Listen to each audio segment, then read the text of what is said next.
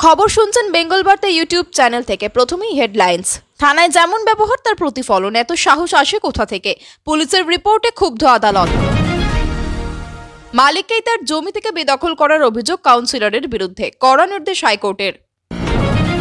স্বস্তিতে পুরসভা চিকিৎসক, তদন্ত প্রক্রিয়ায় অন্তর্বর্তী স্থগিতাদেশের মেয়াদ বাড়ল। মেরামতের জন্য বন্ধ থাকবে টালা ট্যাঙ্ক, জল দুর্ভোগের আশঙ্কা শহর জুড়ে। কালীঘাট স্কাইওয়াক চালুর আগে সরানো হবে হাজরা পার্কের হকারদের, প্রস্তুতি নিচ্ছে পুরসভা। একটি জমি বিবাদ সংক্রান্ত মামলায় দরকার পড়লে পুলিশি সাহায্য দেওয়ার নির্দেশ দিয়েছিল নিম্ন আদালত, কিন্তু অভিযোগ তারপরও সাহায্য পাননি মামলাকারী। এই কারণে পুরসভা থানার আইসির থেকে রিপোর্ট তলব করেছিল কলকাতা হাইকোর্ট। সেই রিপোর্ট দেখে চরম ক্ষোভ প্রকাশ করেছেন বিচারপতি তীর্থঙ্কর ঘোষ। তার প্রশ্ন, পুলিশের এত সাহস আসে কোথা থেকে? জমি সংক্রান্ত মামলায় পুরসভা থানার আইসি যে রিপোর্ট জমা দিয়েছিলেন তাতে উল্লেখ ছিল নিম্ন আদালত যেহেতু পুলিশি সাহায্যের জন্য নির্দিষ্ট করে কোনো নির্দেশ দেয়নি, তাই কোনো পুলিশি সাহায্য দেওয়া হয়নি। এই বয়ান দেখেই ক্ষুব্ধ হয়ে যান বিচারপতি ঘোষ। তার মন্তব্য, এত সাহস হাইকোর্টে এমন ভাষায় রিপোর্ট দিচ্ছেন একজন আইসি, এত ঔদ্ধত্য আসে কোথা থেকে? পুলিশ থানায় যেমন ব্যবহার করে এই রিপোর্টে তারই প্রতিফলন দেখা যাচ্ছে। এখানেই থামেননি বিচারপতি। তার আরো মন্তব্য, পুলিশ সরকারের মুখ, তারাই যদি এমন করে তাহলে মানুষ কোথায় যাবে? এই ধরনের অফিসারদের প্রাইম পোস্টিং দেওয়া উচিত নয়, এখনই সরিয়ে দেওয়া উচিত। তিনি এও প্রশ্ন তোলেন, কত টাকার মালিক এই আইসি যে এমন সাহস? ওই ঔদ্ধত্যপূর্ণ রিপোর্ট পেশের জন্য হুগলির পুলিশ সুপারকে অভিযুক্ত আইসির বিরুদ্ধে যথাযথ ব্যবস্থা গ্রহণের নির্দেশ দিয়েছেন বিচারপতি। তার স্পষ্ট নির্দেশ, এই আইসির বিরুদ্ধে ব্যবস্থা গ্রহণ করতে হবে। আগামী 8 জানুয়ারি মামলার পরবর্তী শুনানি। ওই দিন পুলিশ সুপারকে এই সংক্রান্ত রিপোর্ট পেশ করতে হবে কলকাতা হাইকোর্টে। দক্ষিণ দমদম পুরসভা 2 নম্বর ওয়ার্ডে 20 নম্বর কবি মুকুন্দ দাস রোডে একটি রবার কারখানা রয়েছে।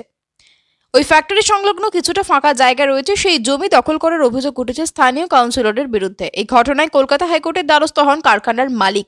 এই ইস্যুতে কড়া নির্দেশ দিয়েছে আদালত। মামলাকারীর অভিযোগ, 2023 সালের 8 জানুয়ারি তার কারখানায় দুজনকে নিয়ে চড়াও হন স্থানীয় কাউন্সিলর বিউটি হালদারের স্বামী বিপ্লব হালদার। তারা ওই জমিটি দাবি করে, রাজি না হওয়ায় তাকে অনবরত হুমকি দেওয়া হয় বলেও দাবি মামলাকারীর। ঘটনাটিকে কেন্দ্র করে দমদম থানায় লিখিত অভিযোগ দায়ের করেছিলেন তিনি, কিন্তু অভিযোগ প্রায় 2 বছর কেটে গেলেও এই অভিযোগের প্রেক্ষিতে পুলিশ কোনো ব্যবস্থা নেয়নি। এরপরই কলকাতা হাইকোর্টে যান তিনি।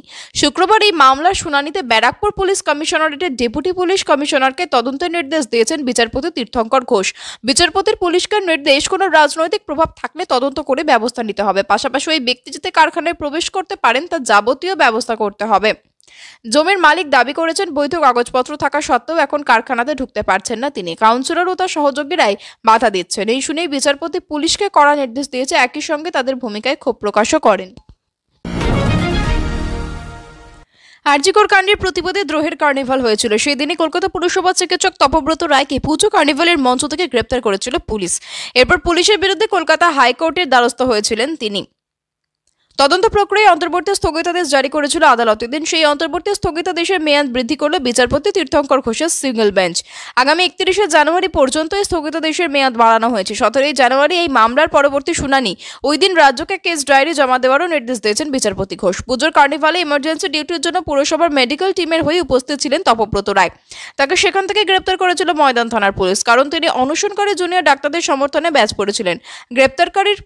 গ্রেপ্তারির কয়েক ঘন্টার মধ্যে তাকে ছেড়ে দেওয়া হলেও পুলিশের বিরুদ্ধে ক্ষোভ উগড়ে দিয়েছিলেন তিনি এবং তার সহকর্মীদের একাংশ।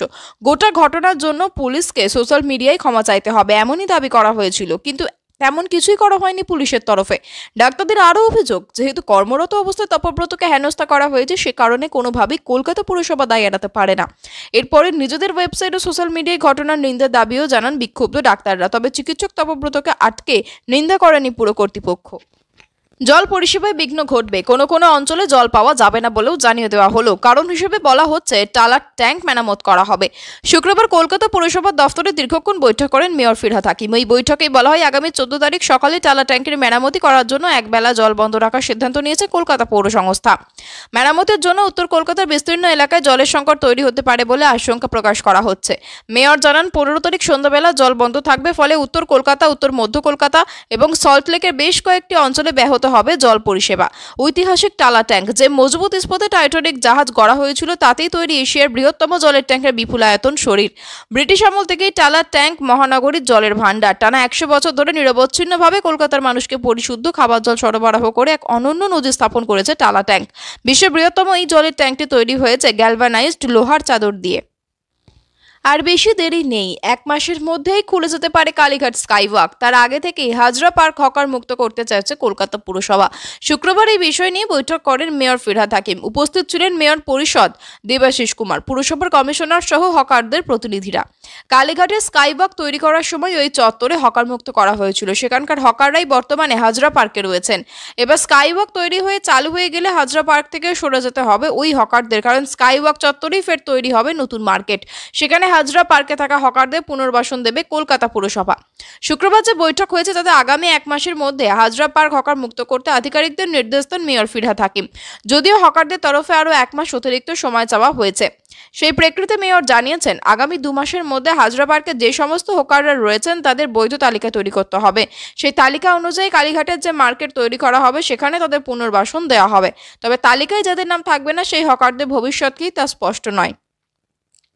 2021 সালের অক্টোবর মাসে এই স্কাইওয়াকের কাজ শুরু হয়েছিল। 1.5 বছরের মধ্যে কাজ শেষ করার লক্ষ্য নেওয়া হলেও তা সম্ভব হয়নি।